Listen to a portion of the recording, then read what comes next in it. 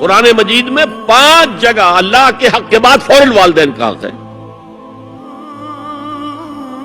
وَقَضَىٰ رَبُّكَ أَلَّا تَعْبُدُوا إِلَّا إِيَّاهُ وَبِالْوَالِدَيْنِ إِحْسَانًا. تیرے رب نے فیصلہ کر دیا ہے کہ اس کے سوا کسی کی بندگی نہیں کرو گے اور والدین کے ساتھ نیک سلوک کرو گے. اللہ کے حکم کے بعد، اللہ کے حق کے بعد والدین کا حق ہے. سورہ لقمان میں انشکر لی ولوالدیک، شکر ادا کرو میرا بھی اور اپنے والدین کا بھی.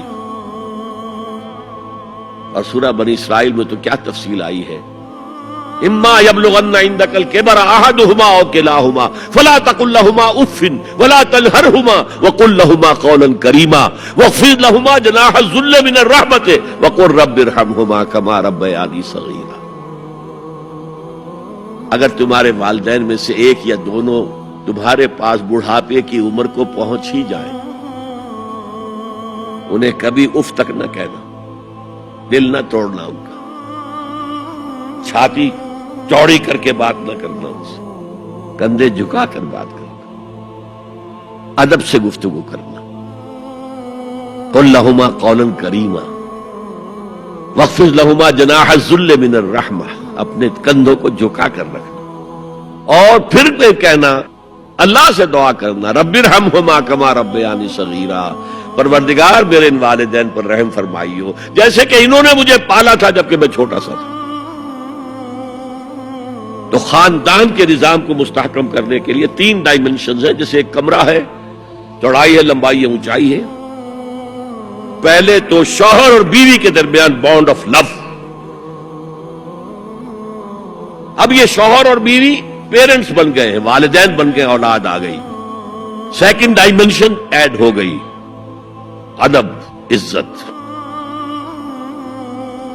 اور بہن بھائی ہے، اخوت، جس کو کہ وہ کہہ رہا ہے جی ویلز بھی، فریٹرنٹی. خاندان کا ادارہ مستحکم.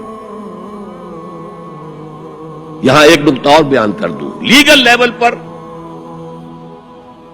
بیوی کے حقوق کم ہیں، شوہر کے زیادہ. الرجال قوامون علی النساء، سیدھی سیدھی بات ہے اور ہمیں ڈٹ کر کہنا چاہیے.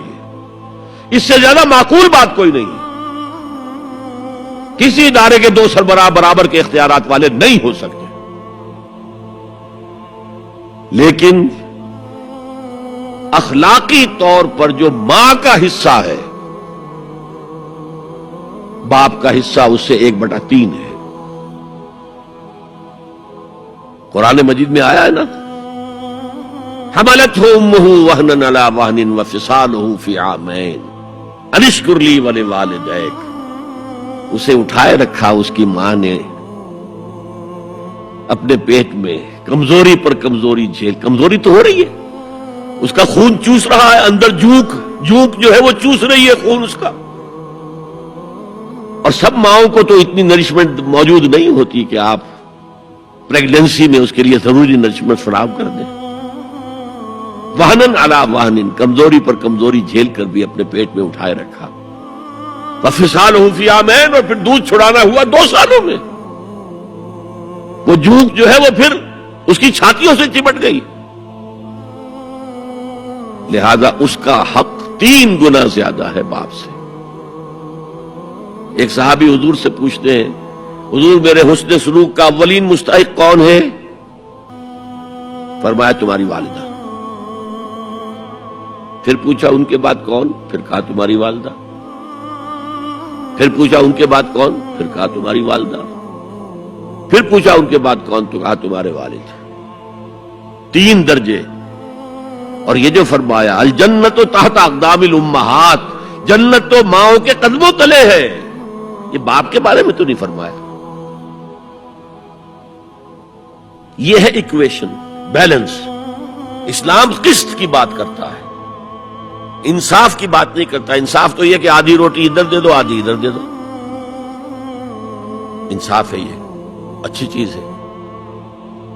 یہ قسط یہ ہے کہ بوجھ اٹھانا ہے تو جو زیادہ قوی ہے اس کو زیادہ بوجھ دو اٹھائے، اور جو کمزور ہے اسے کم بوجھ دو.